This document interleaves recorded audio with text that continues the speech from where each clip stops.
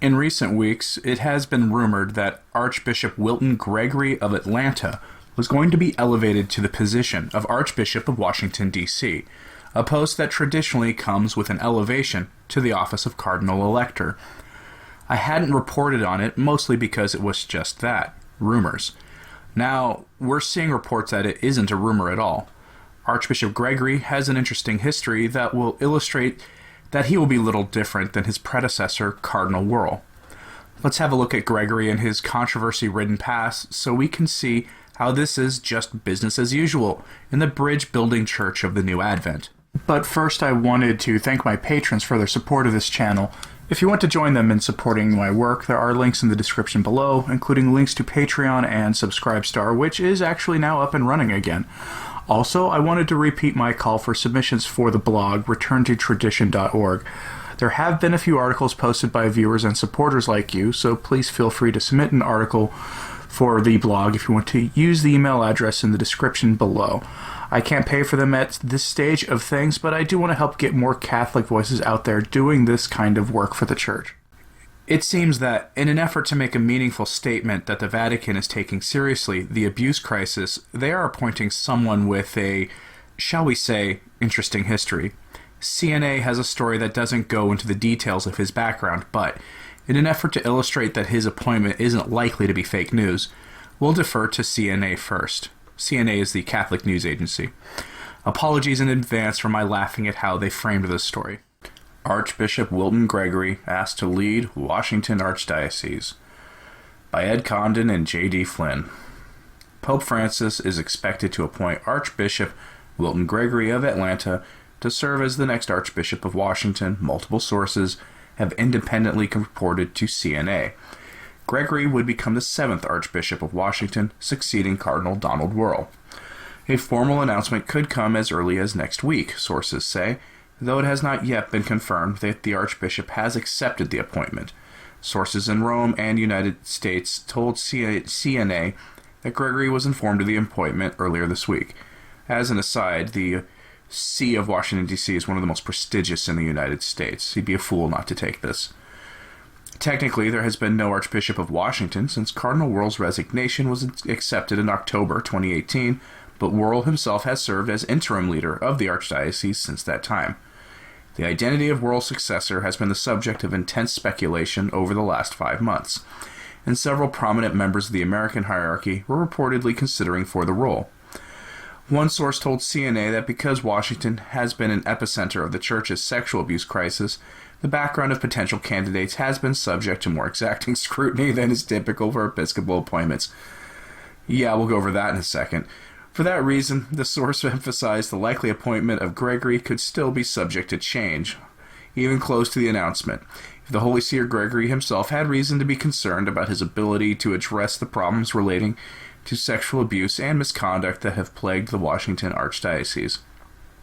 They absolutely want to get this one right, the source told CNA. While Gregory, 71, is generally well regarded among U.S. bishops as an administrator, one bishop told CNA that some expected his age might discourage him from accepting the appointment. In Washington, Gregory would likely be expected to provide a period of steady leadership in Washington for the near term, while leaving open the possibility he could carry on past the normal retirement age for bishops of 75. The Archbishop of Washington is generally viewed as one of the most influential churchmen in the United States. The 5 most recent archbishops were all created cardinals, including the now laicized Theodore McCarrick.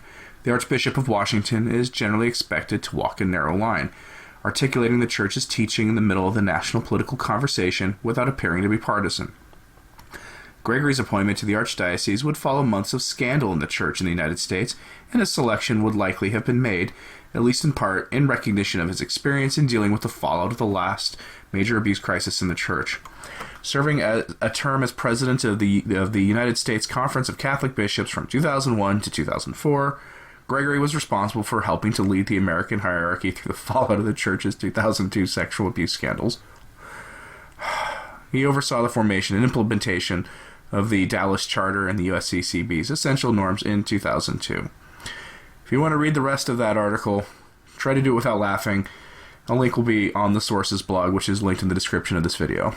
So that having been said, let's go into Gregorys' background.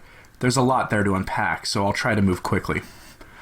Ordained in 1973 by John Cardinal Cody, Bishop Gregory was later consecrated by Cardinal Bernardin in 1983.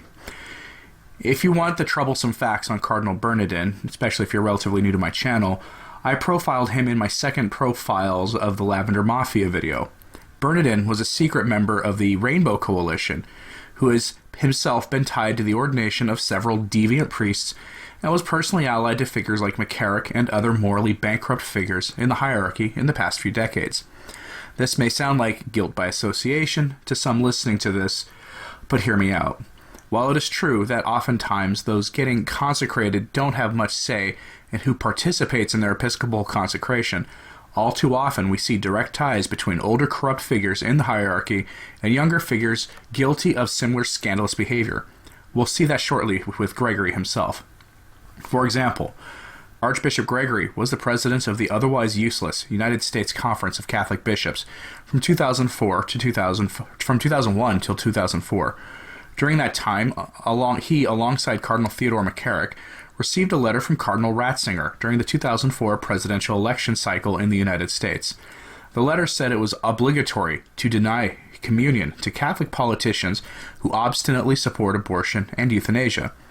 Gregory and McCarrick took it upon themselves to paraphrase the letter, and then informed their brother bishops at the June 2004 bishops' gathering that Ratzinger basically wanted to leave the decision up to each bishop, thereby downplaying his real intentions.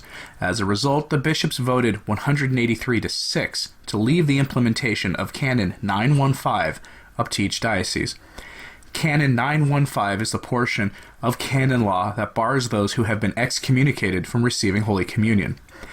Supposedly Catholic politicians who promote or defend the legalization of medical child killing incur automatic excommunication. As an aside, voting for abortion-supporting candidates or promoting them financially is also a mortal sin.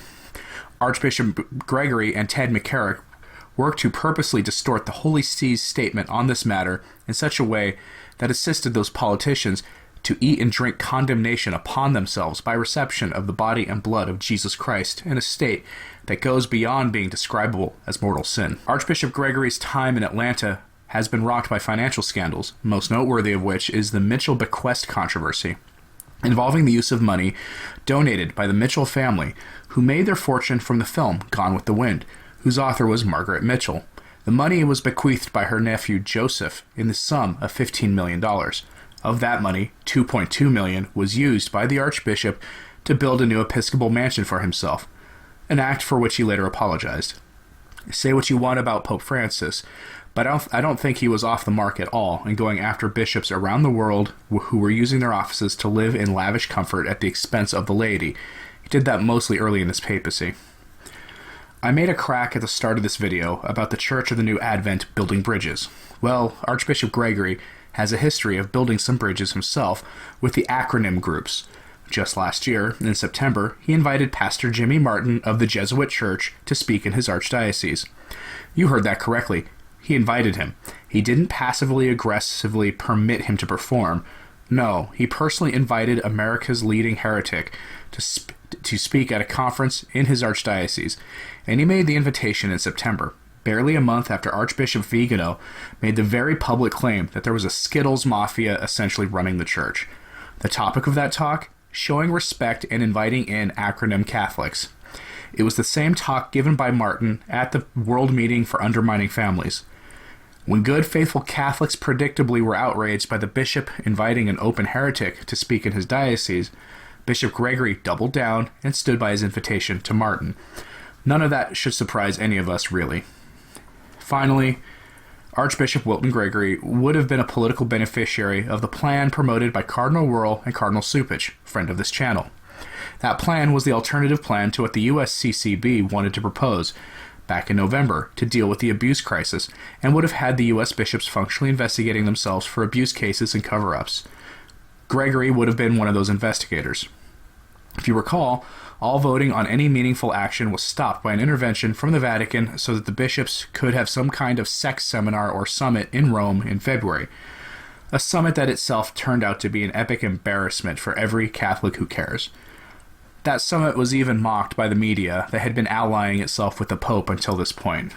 Since that summit, there hasn't been meaningful action by the USCCB on that front. Remember that CNA article said that the Vatican was serious about sending the right message with this appointment. It does look like Archbishop Gregory is part of the insiders club in the American hierarchy, which is not in any way shocking. If the Vatican was trying to send a message, this one has been received loud and clear. It's business as usual in the U.S. amid a sex abuse crisis that is the natural fruit of the modernist heresy that the Church has been in the grips of now for decades. As always, thank you for listening and for your support. Pray and do acts of penance for the liberation and exaltation of the Church. If you liked what you heard, please subscribe. I'm Anthony Stein. Viva Cristo Rey.